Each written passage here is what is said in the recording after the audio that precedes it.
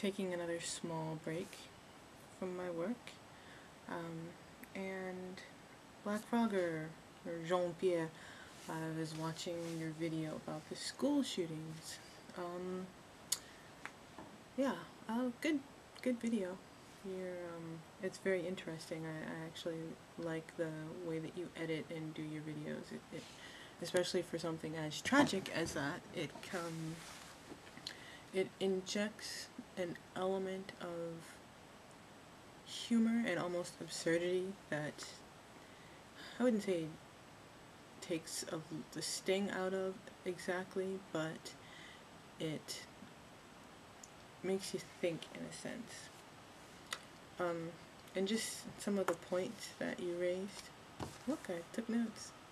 Napkin.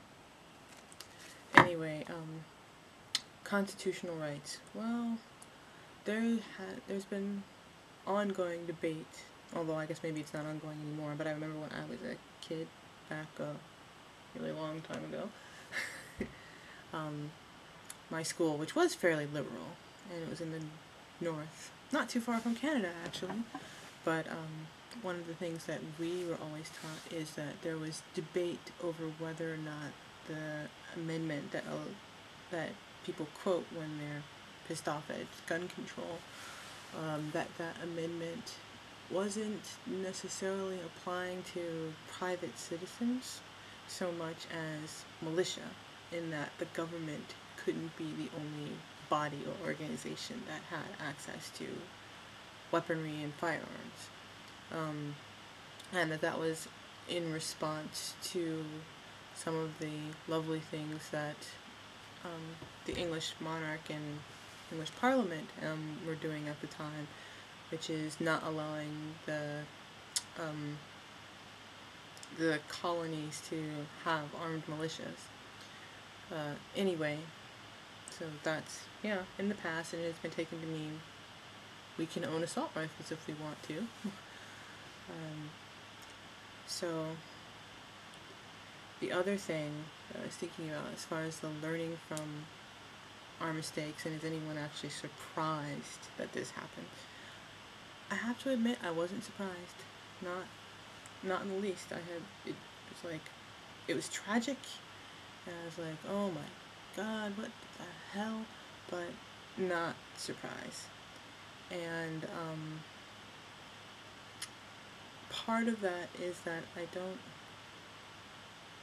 it's more complicated than learning from a mistake, because at this point I really don't think it's a matter of gun control laws. We would have to have a shift in how our culture thinks. I'm American, by the way. But yes, we'd have to have a shift in how we think about individual rights, how we think about violence, how we think about how to, well, this isn't a solving dispute, but just, you're always going to have nut jobs like that guy.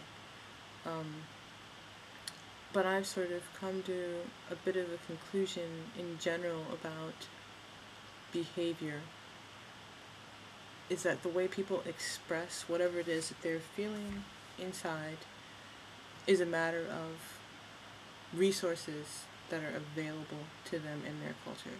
And resources isn't just a gun, it's a matter of how do you see the behavior that you enact? What do you think is possible?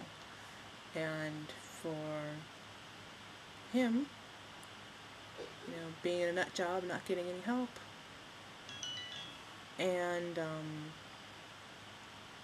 living in a culture that glorifies that type of violence and makes weapons fairly easily available,